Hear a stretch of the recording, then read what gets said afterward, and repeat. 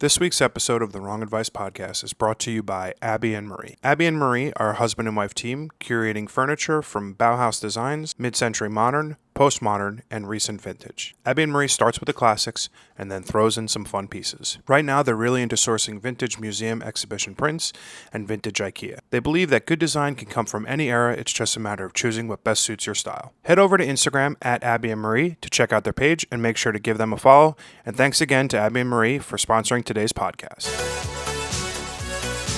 Welcome back to the Wrong Advice Podcast. I'm your host, John Picciuto, and I'm very excited to have the one and only Mr. Henry Liu with us today. Henry, how you doing, buddy? Good, how are you? I'm doing pretty good. Pretty good. Excited to have you on the podcast. Can you give a quick introduction to the listeners to who you are? So, thanks for having me, John. It's my first time on a podcast. My name's Henry Liu, and I'm from Sydney, Australia, with the background from Hong Kong. Sweet. How long have you been in America? I've been in New York. My first time in New York was 2013. Wow. 11 years. Yes. How does that feel? It's changed a lot. Yeah. Even from a transplant's perspective, New York For really the has... better or for the worse? For the worse, actually. Yeah. I feel Well, like, I know. where the people at? Jersey. Where the people at? Yeah. Where are the people? In Yeah. 2013, the streets were like booming. Yeah. Post-COVID, the world, the city's changed a lot. Even before COVID. Oh, really? Yeah. So like 2018, 2019, you notice a difference? Yeah. Got it. So what brought you over here in 2013 from Australia? No opportunities in Australia for a photographer who is a person of color. I will never be accepted, never say never, as an Australian photographer who is working enough to be able to sustain a lifestyle. Interesting. In Australia. I would, correct me if I'm wrong, is the photography scene big in Australia? It depends on who you are. Oh, okay. Fair enough. From an outsider, because I am an outsider, Yeah. outsider's perspective, to me, there's a lot of smoke and mirrors. Hmm. I don't know how a lot of photographers in Australia stay afloat without credit card debt, Does any photographer get by without credit card debt?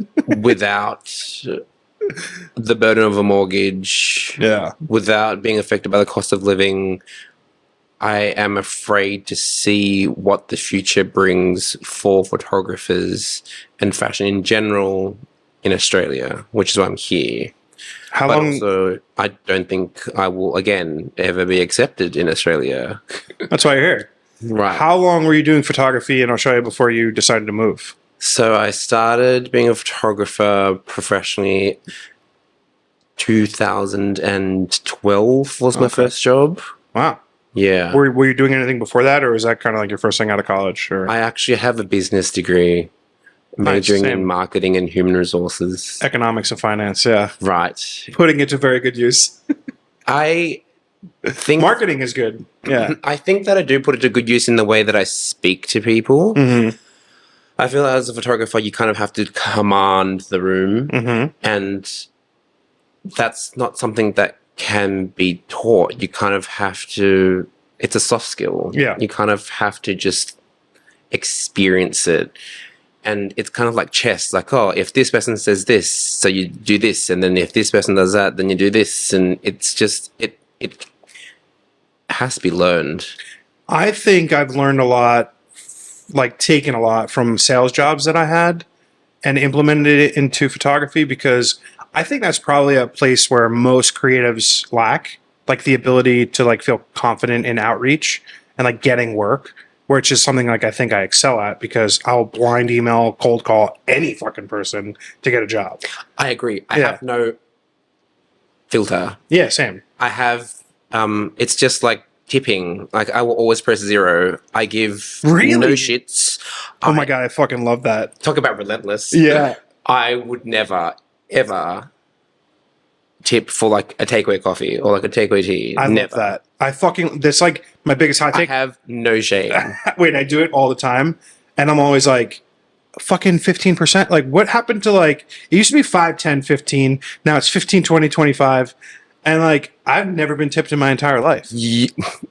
Everyone will get a 0 from me. I fucking love that. Dude, I think we just became best friends because I like literally will die on this hill. I actually quit coffee because I don't want to pay the prices I and have not. the tip. You don't just make it at home? I drink water from the tap. Okay. So you're a gangster like that. It's free. New York tap is pretty good, though. Until they start making people tip for tap water, then we'll have a problem then. Yeah, no, your bill's going to go up monthly to account for the 15% tip. Right. I'm curious, when did you know you wanted to be a photographer? Like, how did you get into it? What was like the process like, early 2012 getting into the thing you do now for a career? In 2011, I was working for a TV channel in Australia, and one of my first days during induction, I was behind the camera watching the 6 o'clock news being filmed. This is for SBS TV, and just that day, just stepping into the studio, I just knew that I wanted to work behind the camera, not behind a desk. And August of that year, I just left my full-time job at that TV channel, and I've actually gone back since. I have done a couple of jobs for them, but That's kind of full circle, right? in a creative capacity. But 2011, I took a trip to Europe for 3 months, and I just haven't looked back. I just think working behind the camera is what I was meant to do, but it's just gotten harder and harder. Yeah. Which is not what people want to hear, but that's the reality of it, right? I mean, it's heading to video. Not all of it.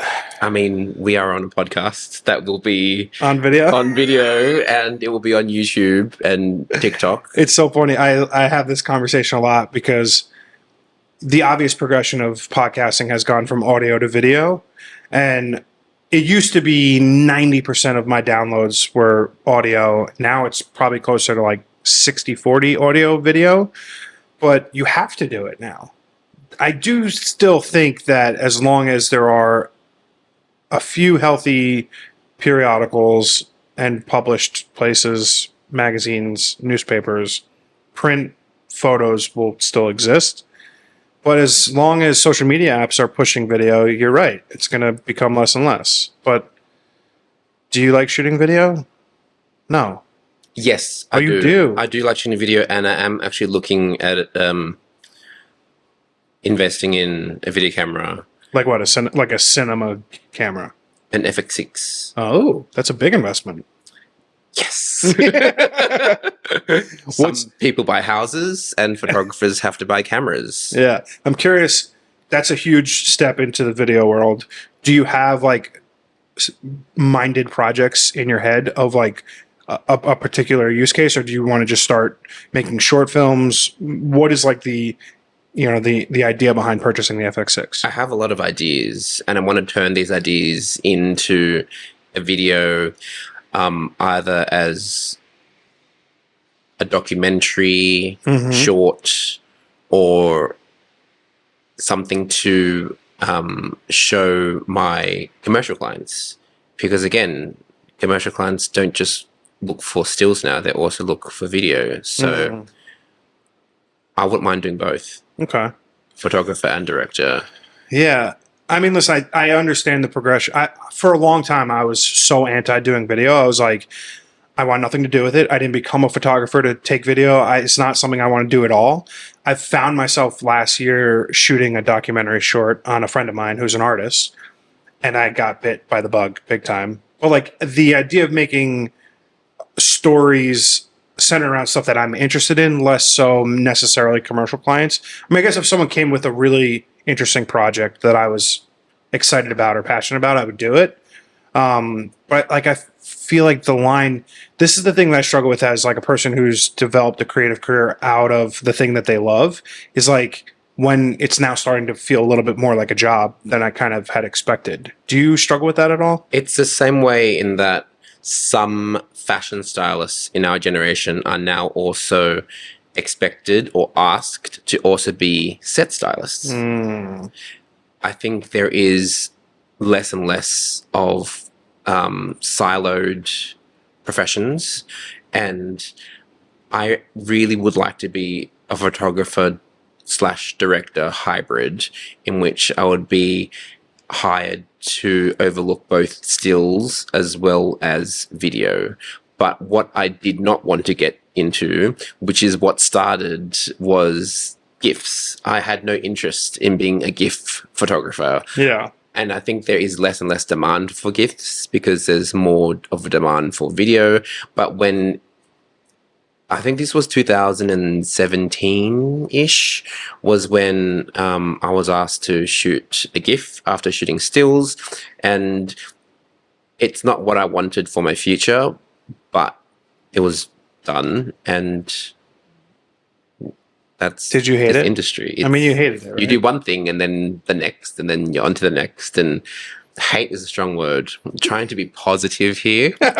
Positive for the future and for future generations. Well, that's very, very thoughtful of you. I am not one of those people. I'm a realist, unfortunately. I would like to think that I'm a realist as well, but I think in our industry, especially with what's going on right now, it's very easy to think of the future in a bleak way. Mm-hmm. And I think just negativity would just feed on itself. And then, I totally agree. I think like positive mindset will serve people well in the industry. Obviously, give you the opportunity to like work with people that you want to work with, and maintain that level of positivity on set through the interactions post and pre is important. Yeah. I think the problem is for me, if I think about the future, like if someone asked me, "Oh, what do you want to do in 5 years' time? What do you want to do in 10 years' time?" That is when I start to get really negative, because first of all, who knows if we're still going to be here in 5 years' time? Great question. But also what this career is going to turn into in 5 years' time. What is the future of stills as well as video and its contribution to popular culture? My hot take, and I don't know if it's a hot take, but something that I've spoken about with my studio partner at length is I sort of find myself in a weird beginning stage of my career. Like I've only been doing this for call it like 3 years, really full time. So I'm just starting out. And How old are you? I'm 38. Right, that is very late. Yeah. Yeah. So 2020, I was working for a real estate development company, got fired from my job, laid off in August of 2020 in the middle of the pandemic. Got a really nice severance package, traveled around the country, and figured out I wanted to be a photographer. So like the last 4 years has been me developing that and building that for myself, and I'm here now doing it, which is great.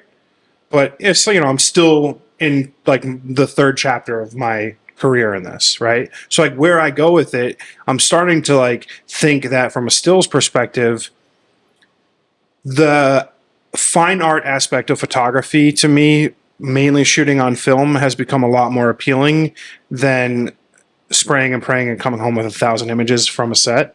How do you see your own development from like a stills perspective? Because obviously you're contemplating a massive purchase from a video camera perspective.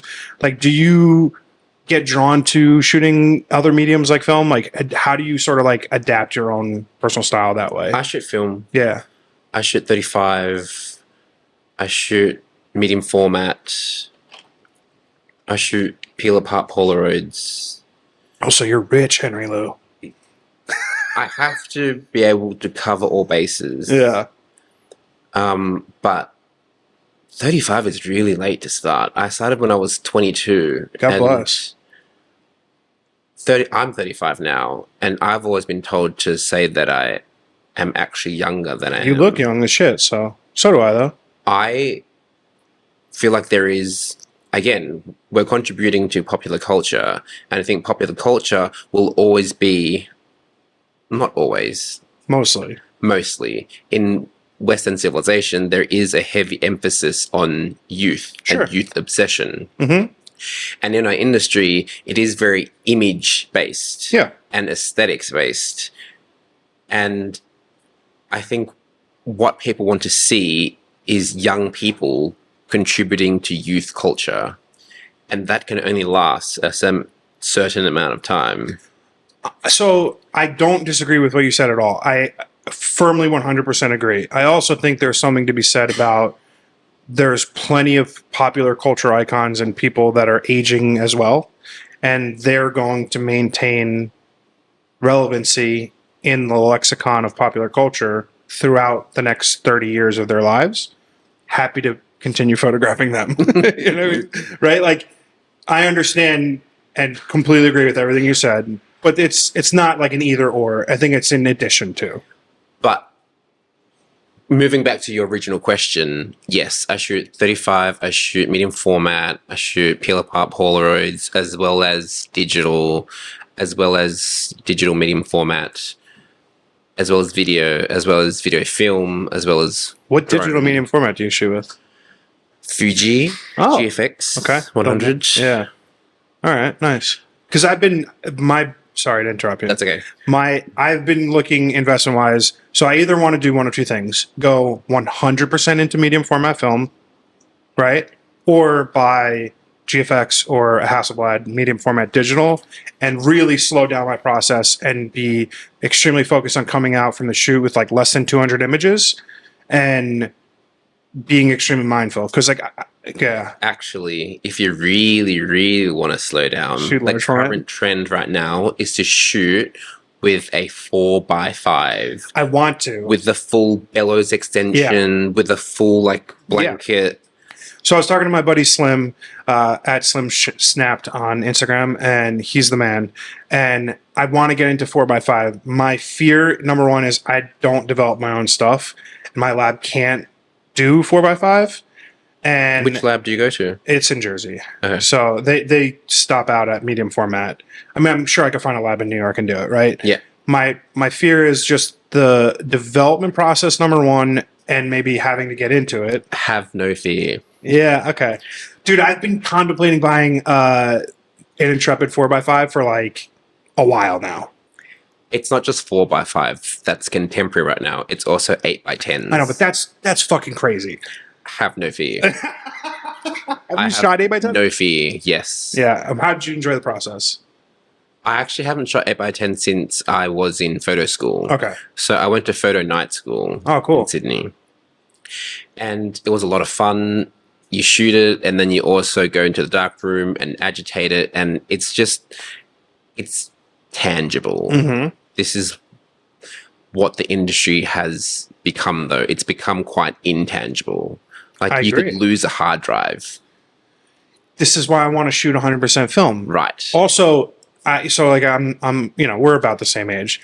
I have this idea of the fact that when I die, everything I'll ever done will disappear because it'll just be on a fucking laptop, and then that'll eventually die. But if I shoot film, there is a physical remaining like archive. If film fades too. Okay. Polaroids fade too. All right. Don't get me started on Polaroids. I shoot a fuck ton of Polaroids. Talking about the future. I do scan them. Yes. That's not a bad idea. Yeah.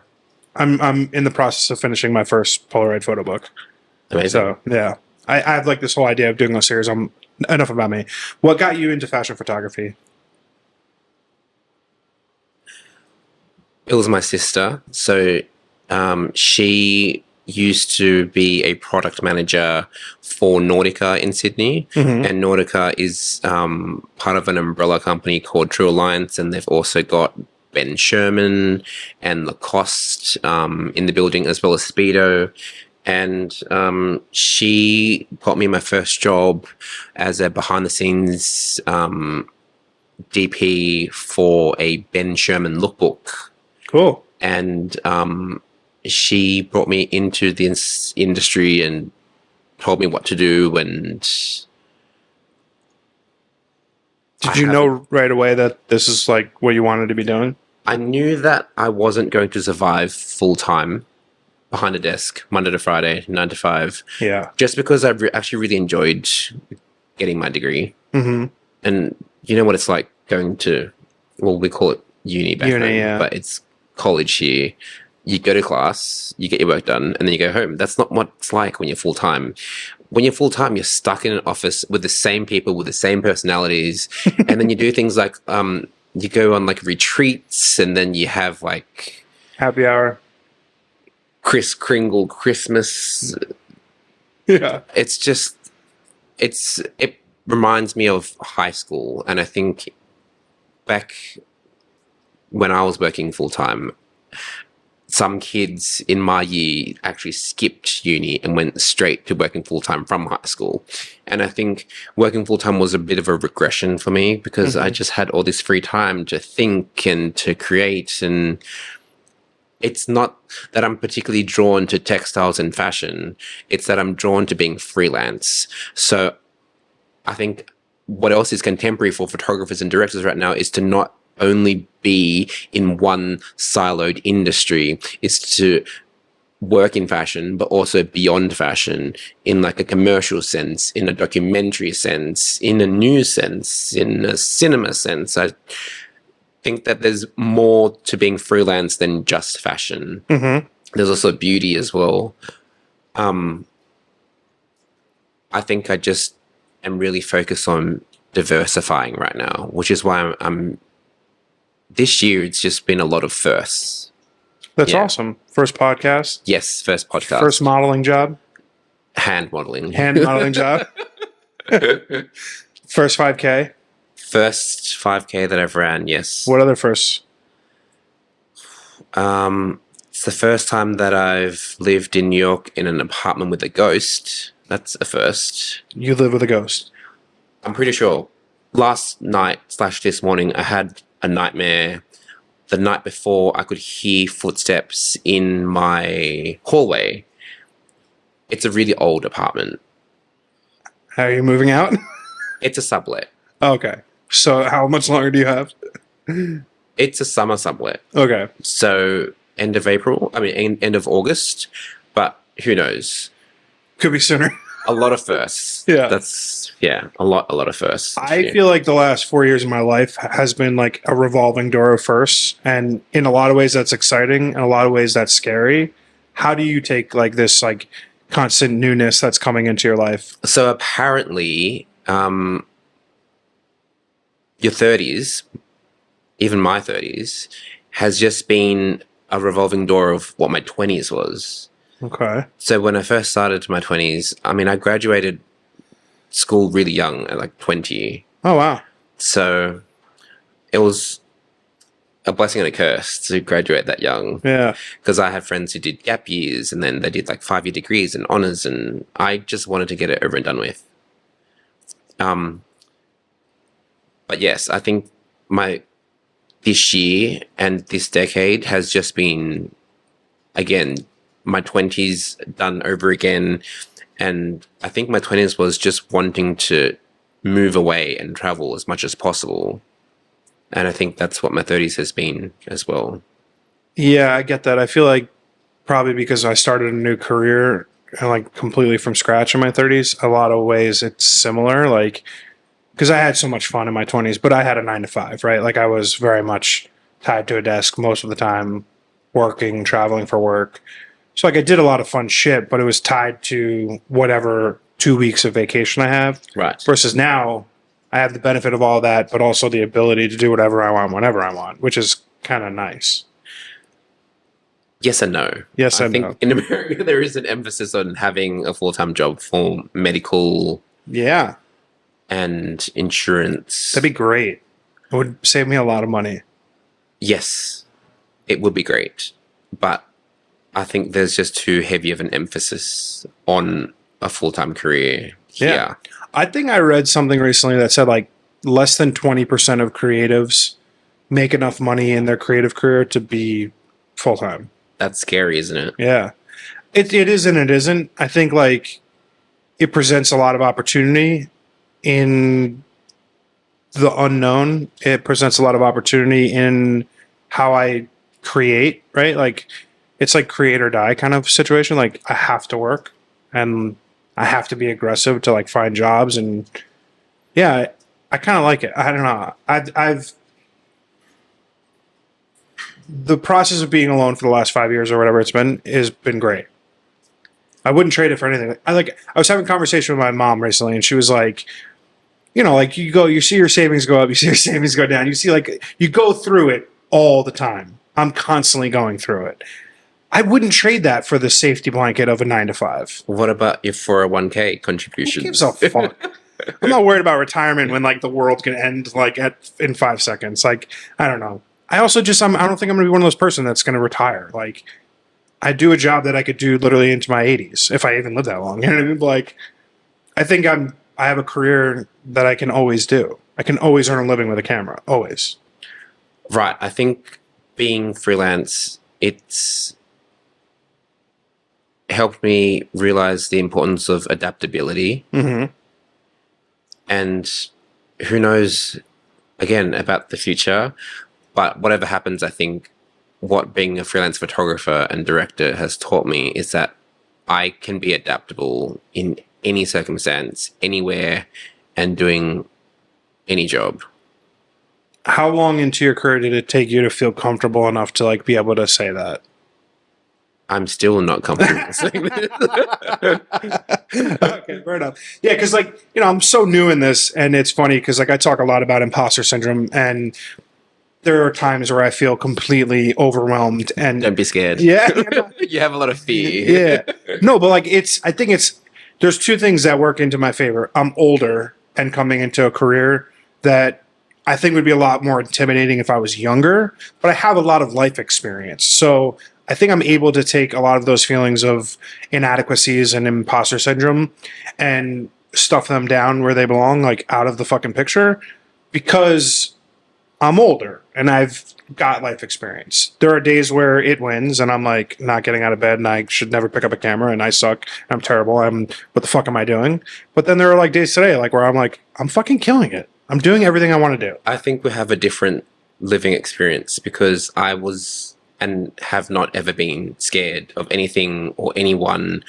But I feel like I've always had to prove my worth, especially coming from Australia, especially being Asian, especially being a person of color. It's not about imposter syndrome for me. It's about proving my worth. I've really had to prove my worth all the time, and it's extremely tiring. Your work is really good. Do you think people see your work for what it is, or do they see Henry Liu, the Asian photographer? I also don't think people see my work at all. Really? I think Do you mean social media wise, or like? in general, Okay. how many people do you think are actually clicking? How many people are actually looking for more than a second? I feel like what liberates me is that I know that a lot of people aren't actually going to focus on what I do, and that liberates me because it means that I have the freedom to do whatever I want, because the person who's looking at it, they're probably going to focus on it for like a second. It's not the 90s anymore, in which it's in a magazine and it's longer lasting. What I would like is for my work to be longer lasting and for it to be in a gallery or in a book. But realistically, I haven't had an exhibition. I haven't had But a you book could have those published. things. Yes, but that also takes time. Yeah. And also the right support network. Mm-hmm. I don't know any publishers. I'm It's- self-publishing my first book. You could absolutely self-publish a book. Really? Yeah. How do you self-publish? A website? Okay. Yeah. I got recommended this site from a photographer buddy of mine who's fantastic. He's used it a lot. And they have the ability to create everything from hardcovers to zines. So, But if I was to publish, I would want to go through the proper channels and to have a publisher and to have like an opening night. And I have opening night for a gallery show, right? You want to both do like a for combo? gallery and Okay. a book So opening? Yes. I totally understand that sentiment. I have a friend of mine who has the same exact sentiment from a photography perspective. He's like a street photographer, and he works more on the fine art of things. If you spend all of your time waiting for the perfect scenario to put together these opportunities for yourself, you're never going to do them. Right. And I tell them all the time, I'm like, make the book. If you like push yourself to a million publishers and they all say, no, we don't see it, no, we don't see it, you're just never going to publish a book. There aren't a million publishers. Okay, all 12 of them to the 12 publishers who are making photo books, whatever the number is. You know what I'm saying? Like, because like rejection happens a lot, right? Like we've all been there. We're told no, so we were just not supposed to do it. I think it is another problem with our generation, and it's that everything's becoming more commercialized and there aren't a million publishers. There's 10 at most, if Right. that. But you can do it yourself. Yes. So you don't need a publisher. You just want it because there's prestige attached to it. Oh, yeah. Yeah, I get Legitimacy, that too. yes. Yeah. Publishing a book can be done by yourself. That is a legitimate thing. Yes. Yeah. You do it yourself. Right. So you're going to do it yourself? Not No. today, not tomorrow. But again, it's about the right support network. And I think that's something else that I've learned being freelance as well, is that you really have to have people around you that tell you when you're on the right path and tell you when you're on the wrong path. Yeah, I totally agree with you. I have a mentor. She's changed my life tremendously. Yeah. Do you have a mentor? I don't have a mentor per se, but I do have close stylists, makeup artists, hairstylists, producers, casting directors who tell me what to do. Mm-hmm. Yes.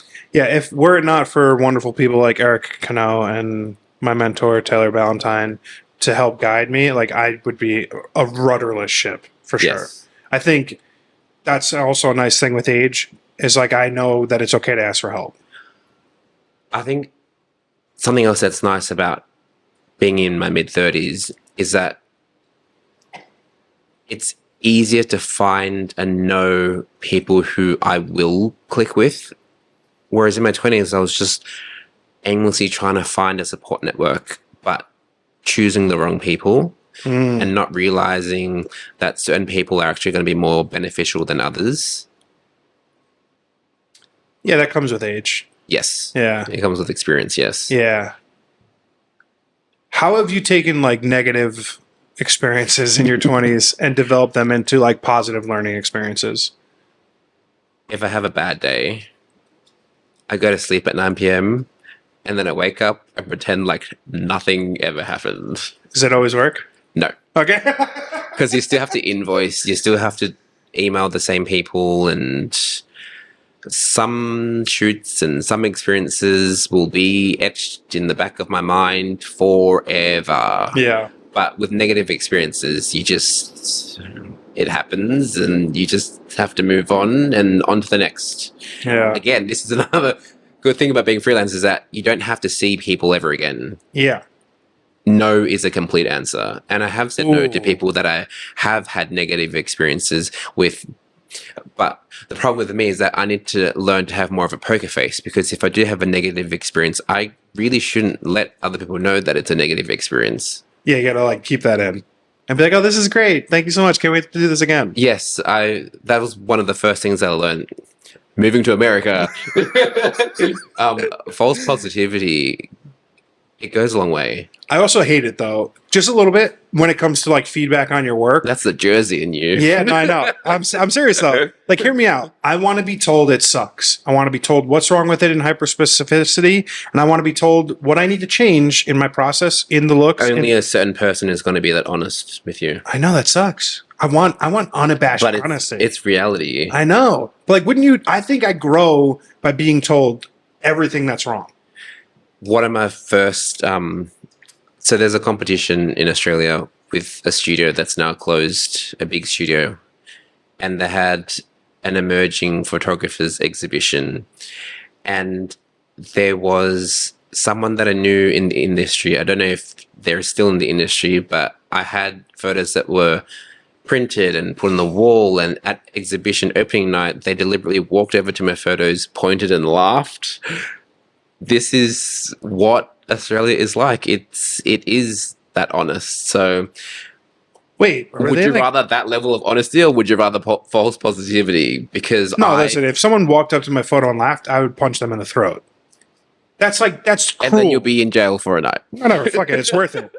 Who's laughing now, bitch? It's much worth it. But what I find is that the most negative people, they don't last. Whether it's in this industry, whether it's in this city, you really have to have a strong support network, but also a really strong sense of self. Ooh. I know for a fact that there's certain people who will never accept me, who will never open doors for me. And that's okay, because for those people, who knows how long they're going to be around? Yeah. Whether that's certain model agents, whether that's certain photo agents, whether that's certain clients. the more negative you are, you're not going to last. I've gotten kind of soft in my older age where like your success is equally as exciting for me as my own. Do you feel that way? I do not think that I have had much success. All right, hear me Again, out. when something's good, you move on. When something's bad, you also move on.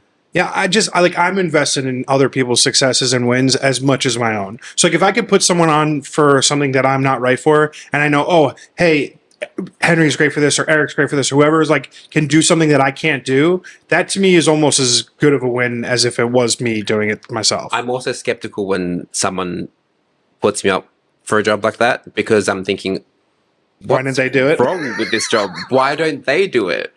What is going to happen? Well, like you have a decade plus of experience. I have 5 minutes. Wouldn't it make sense for me to 5 years. It's not 5 minutes. It's the same. But yeah, you know what I'm saying? Like there are instances where I get that's skeptical of you to be like, why are they not giving it themselves? I get that. But yeah, I mean, like to me, it's just like in my old age, I've gotten soft in the fact that like I like seeing other people win. And I would think in an environment as cutthroat as this, I'd be like taken aback by why am I not doing this or whatever. But like I don't know, I think I'm just turning into a softie at my old age, but I like other people's wins just as much as my own. That's very positive of you. I try. This is what therapy's for, Henry. Like, you know, honestly, my life has changed markedly over the last 5 years, and I credit a lot of that to therapy. Right. I would like to think that the world is big enough for all of us. It is. But the problem is our industry is getting smaller. It certainly is. It certainly is. Does that scare you at all? No fear? Nothing scares me. Yeah. Because whatever happens to this industry, like I could always do something else with my life. Like what?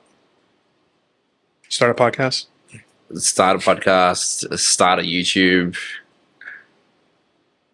There is, well, I would like to think that there is endless possibilities after being freelance. Mm-hmm. I could be anywhere in the world. I could be doing anything. I don't think that this job is the be all and end all. Do you have an idea of what could be the be all and end all? No. Oh, That's interesting. very finite. No, it certainly is. Realistically, I think opportunities are infinite. Yeah. Yes. Also, that mindset breeds opportunity. Right. Like that abundance sort of mindset tends to give to having Right. that kind of opportunity. You'll never know who you could meet tomorrow. You never know what opportunities they could have. You can never know what opportunities you can create together. Yeah. No, I love that. I think that's like where the positivity comes from, because if you're happy and positive, like on a fairly frequent basis, that rubs off on people. Like, oh, you know who I know for this thing? Henry Lou. But not too happy and not too positive. It's a sliding scale. You Sure. can't be I'll too text you negative. tomorrow. You go- If I don't sleep good, I'm like, fuck, I got to be on set at 8 a.m. tomorrow. You know, it's like, I was joking today. I was like, I didn't become a photographer to be on set at 8 a.m. That's terrible. Sucks. 8 a.m. is not bad. Sure, for you. Try 5 a.m. Fuck that. Fuck that. I didn't do this to do that. I want 10 p.m. call times all the time. 10 p.m. call times. I'm kidding. Okay, I'm night kidding. shoots. I'm kidding. I don't want that. But you know what I'm saying? Like, It's actually really hard to find people in your team for night shoots because people I'm are being totally facetious, but yeah. very afraid of the next day and then not being able to make their bookings for the next day. And Yeah. yes, I mean, 11 a.m. call times are perfect for me. right. Give me time to get my bagel and my coffee in the morning, and Even still, that means that you're finishing at 9 p.m. it depends on the shoot. But yeah, Yes. yeah, an 8-hour day, yeah, Right. that's tough. Yeah. Right. When you look at like the next sort of chapter of the rest of this year going into next year, do you have like dream clients in mind, dream collaborations in mind? Like, how do you like sort of go about like building out the next sort of couple? You know, I like to keep my dreams really close to my heart. I feel like if I say it, it might not happen. Huh. But if I talk to the right people and go through the right channels, then that's the way it happens. But I've always been a little superstitious in that I don't want to say that a job is going to happen until I get the flight details Yeah. or until I get the call sheet. But there are some clients that I have kept my eye on and that again, this industry it's getting smaller and smaller. So even with dream clients, like I already know 1 or 2 people who are already in, but it's about knowing the hiring managers, the creative directors, and having them respond positively. to Or what I've at done in all. the past, or at all. I feel like a no is just another like push to a different area. It could also just be a no for now. Yeah. It could also be a yes for now. Yeah. I mean, I've worked with people who have said yes to me in the past, and then they don't respond now. How do you deal with that? Keep You trying. don't. Keep trying. No, When do you give up on a situation like that? you don't, because it's a revolving door. Okay. Some people last, some people don't. You just really have to just wait and see. I think one of my favorite creative directors has given me that advice: just wait and see, Mm-hmm. and then make a decision after you've waited and you've seen. Yeah. It's funny because like 2 years ago, I reached out to a modeling agency to like do like paid tests for them, and they're like, "Yeah, no, like for sure not. You're no." And it was Okay. like very no. So someone actually took their time out of their day to say positively no to you. Yeah, they were like, "You're not ready for this." That's Appreciate just you reaching out. Bitchy behavior. No, I don't, dude. I don't agree with that. I think like without that feedback of being like, "You're not ready. These are the things you need to do to be ready." I don't think I would be there now working with them. Okay. You know what I'm saying? Like, Okay. if I'm not learning about my inadequacies as a creative, I won't know how to get better. So I Okay. need to be told that like I'm missing on this art direction. What did they say that you were missing out on? Everything. Not being facetious. Just like the quality of the people that I was working with wasn't up to their level. So like Right. me being able to show that I'd be able to interact and work with people like that Right. wasn't coming through. Right. Everything I was shooting was like extremely black and white, like just too clean, no Too creative. literal. Yeah, exactly. So like you need to like start showing who you are as a photographer about what you're creating and have some vision. You also need to be careful of who you take advice from. You can't just take advice from anyone on the street. Yeah, no, I agree. So you really have to take each and every piece of advice and then interpret it in the way that you need to. Because for me, if a model agent said that to me, I would just move on. I don't really aspire to. This sounds negative, but I don't aspire to cater to certain people. No, yeah. I have people that I want to cater to, and their advice is what I listen to. But not everyone's advice is actually in your best interests. How do you weigh that mantra? Because I think that's crucial. It depends. Yeah. I get that. I think that's a crucial mindset, though. That's actually very, very important. Yeah. Yeah. That's tough to learn, too, It gets easier.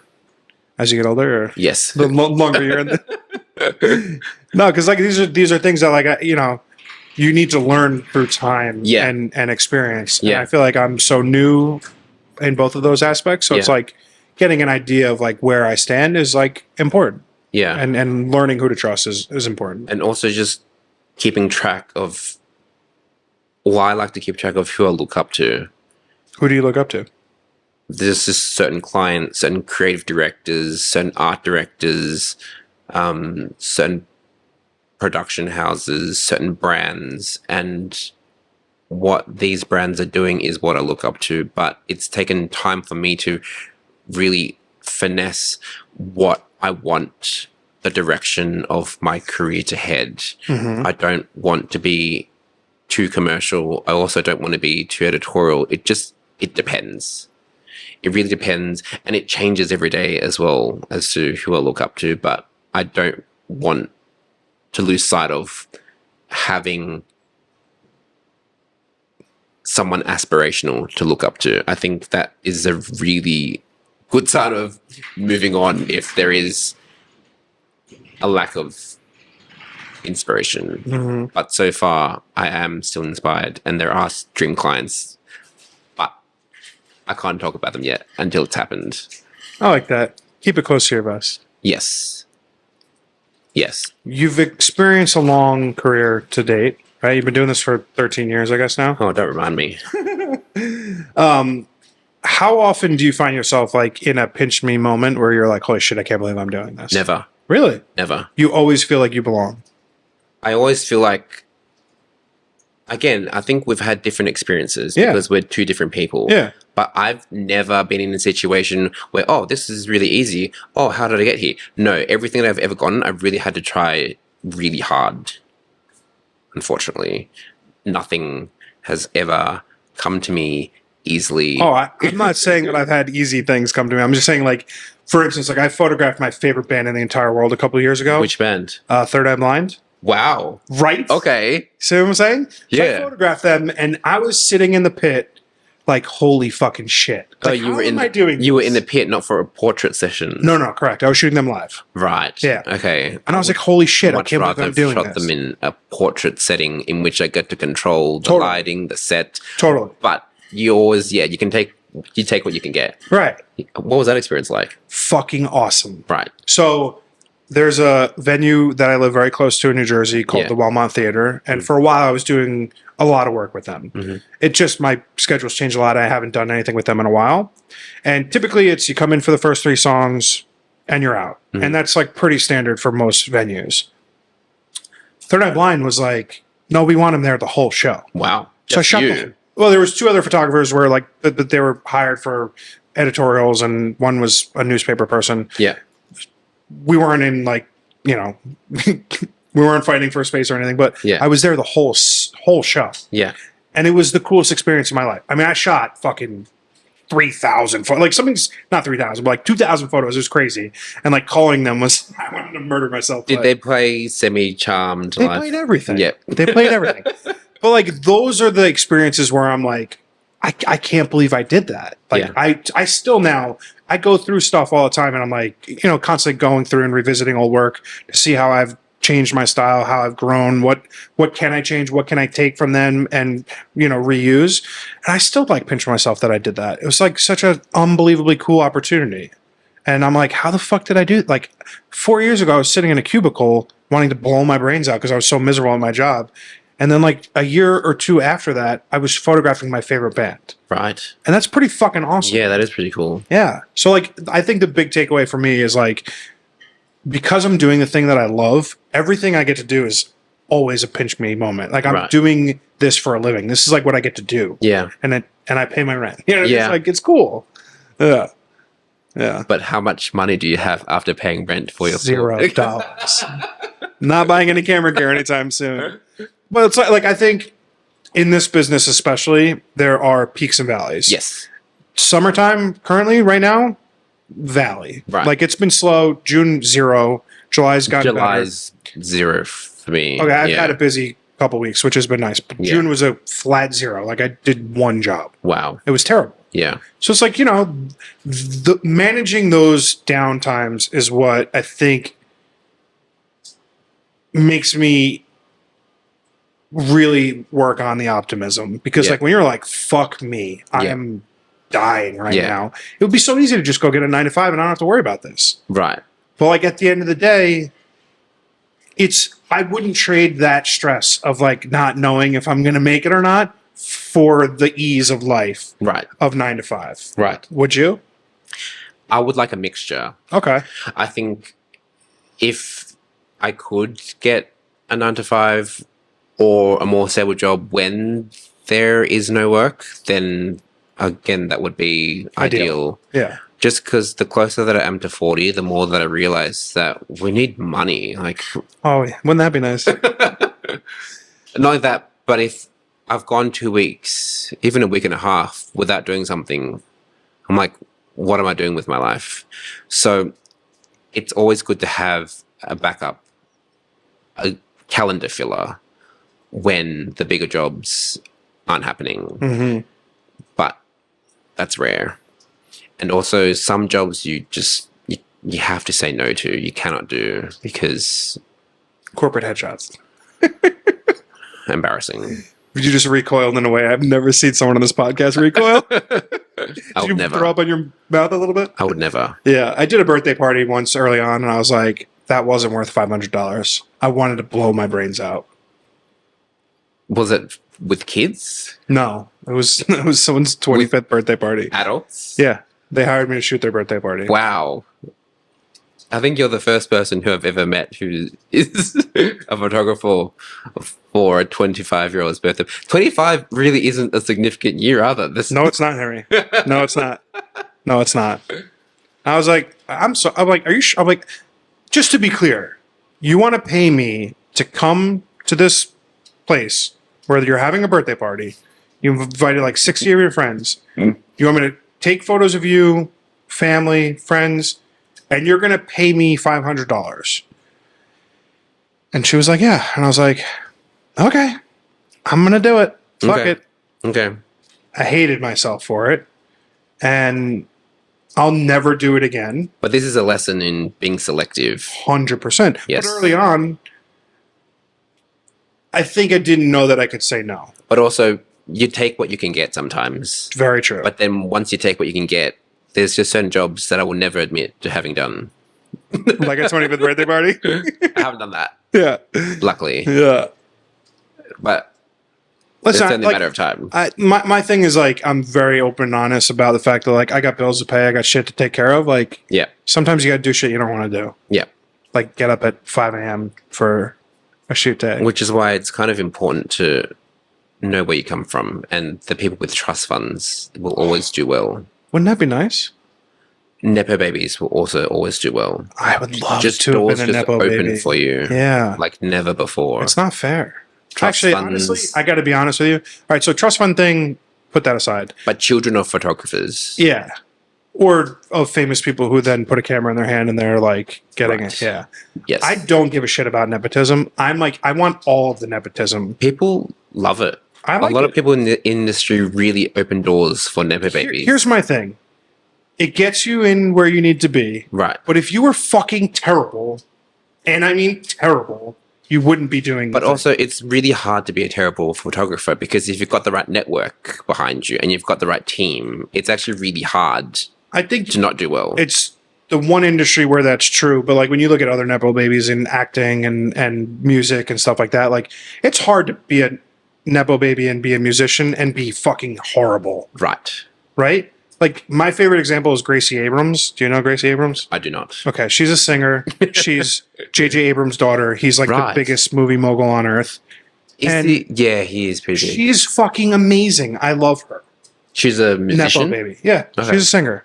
But like, if her father wasn't J.J. Abrams, she would still be successful. I don't know if she's the exception or the rule. You don't even know who she is. Come on, like.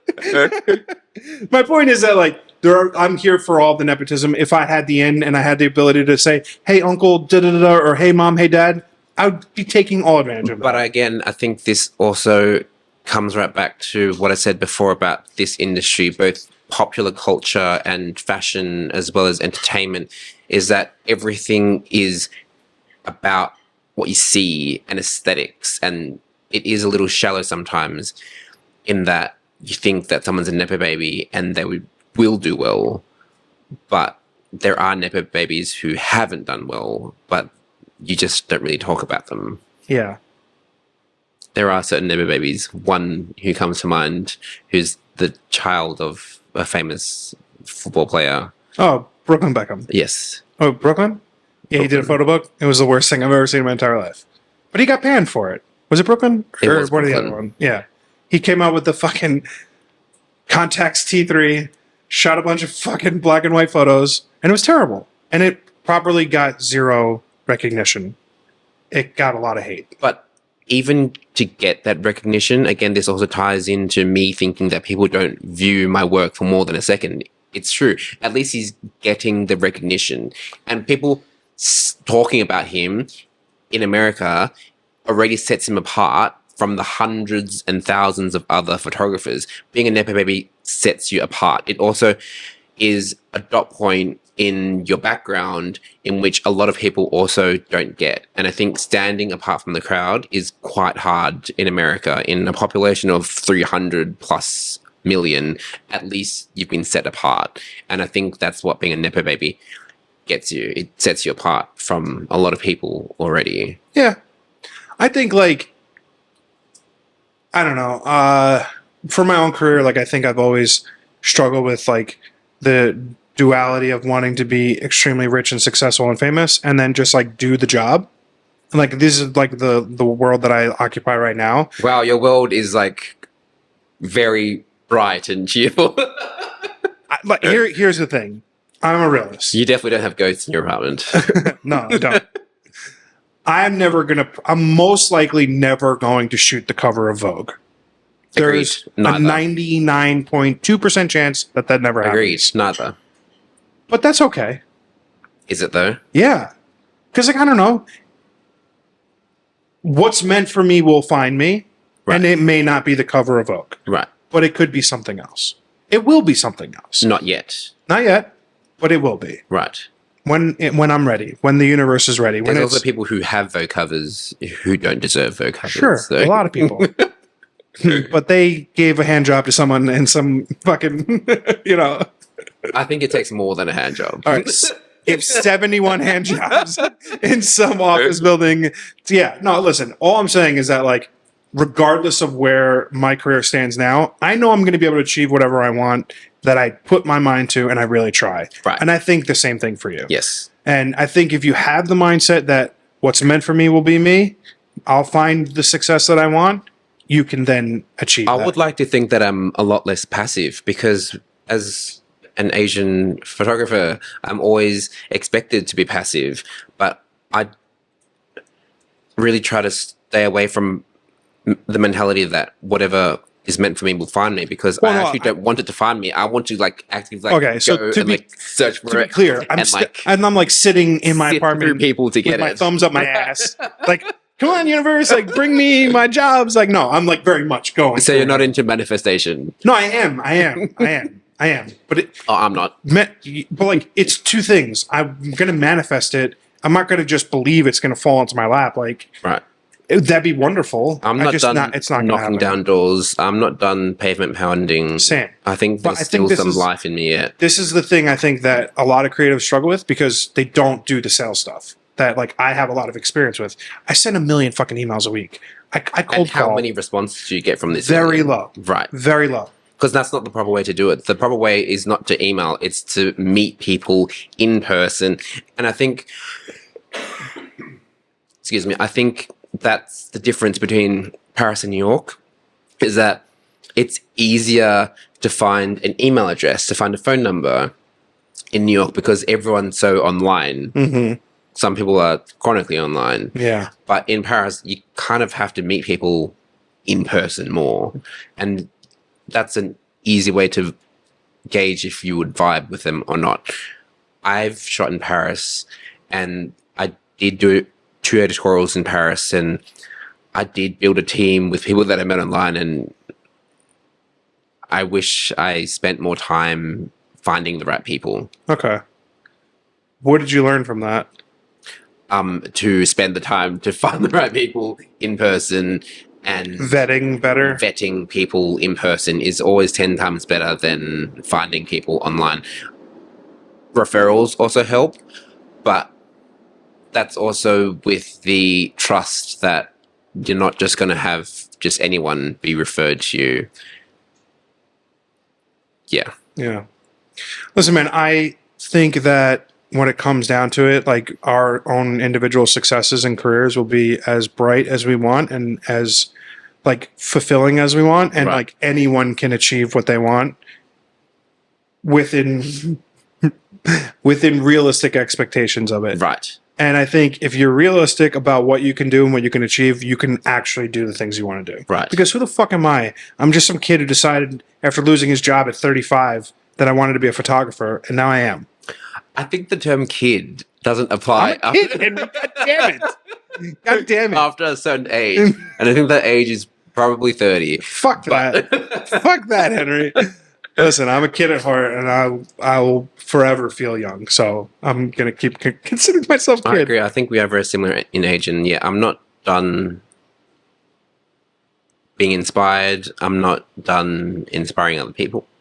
If there are anyone who's inspired You're me. sitting next to one. But I think there's still time for us. Fuck yeah.